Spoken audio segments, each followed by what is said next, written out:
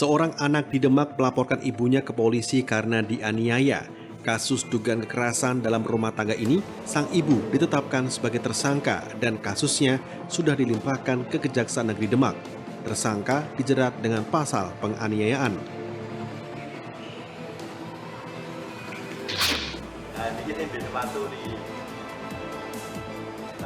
Warga Klaten diresahkan dengan aksi pencurian yang dilakukan di dalam masjid di Delanggu, Klaten. Aksi pelaku terekam kamera pengawas masjid. Pelaku mencari sasaran sandal, sepatu, dompet, handphone, dan benda berharga milik korban saat ditinggal menjalankan ibadah sholat.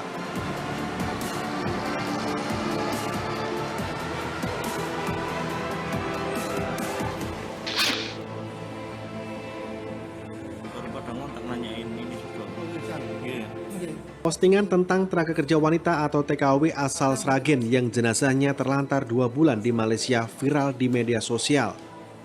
TKW bernama Ellen Kusuma Wahyuni tersebut belum dipulangkan ke Indonesia setelah 2 bulan meninggal di negeri jiran.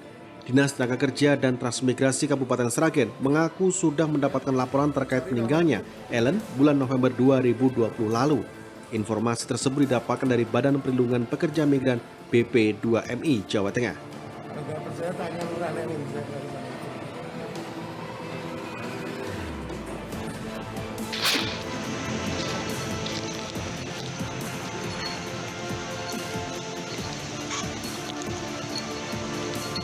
Snake Rescue Boyolali mengingatkan kepada warga memasuki puncak musim penghujan seperti saat ini adalah musim telur-telur ular kobra jenis Najas putar trix atau kobra Jawa menetas.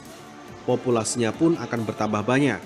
Masyarakat diminta waspada karena sengatan bisa ular kobra Jawa sangatlah berbahaya. Bila tidak segera tertangani secara medis, hanya dalam waktu 1 kali 24 jam dapat mengakibatkan kematian.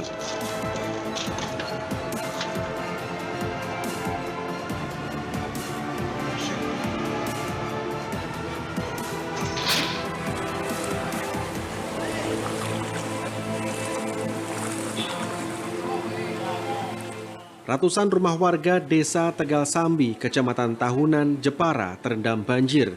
Banjir diakibatkan oleh luapan sungai Sungapan. Ketinggian banjir antara 20 hingga 100 cm.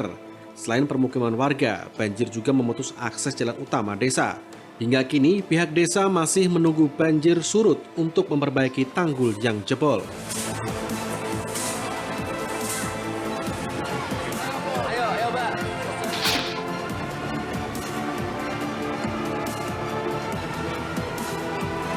Senderan jalan atau talut yang berada di jalur Bulu Temanggung longsor.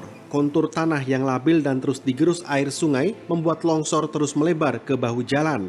Untuk mengantisipasi korban jiwa, petugas memasang rambu-rambu lalu lintas dan memberlakukan sistem buka tutup jalan.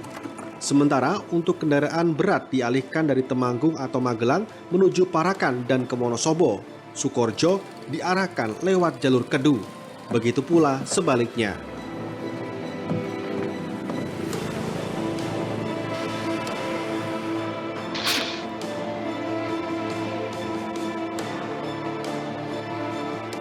Sebanyak 365 warga di kawasan rawan bencana KRB 3 Desa Sidorojo, Kecamatan Kemalang, Klaten masih enggan mengungsi. Berdasarkan kearifan lokal setempat, mereka menilai kondisi Merapi saat ini masih relatif aman. Menurut warga, hingga kini memang belum ada tanda-tanda alam yang mengharuskan warga mengungsi. Antara lain, belum muncul sejumlah hewan yang biasa hidup di kawasan puncak Merapi turun hingga ke permukiman. Mulai burung, serangga tertentu, kijang, dan lain-lain. Meski belum mengungsi, pihak pemerintah desa dan relawan kebencanaan tingkat desa telah menyiapkan protap evakuasi warga.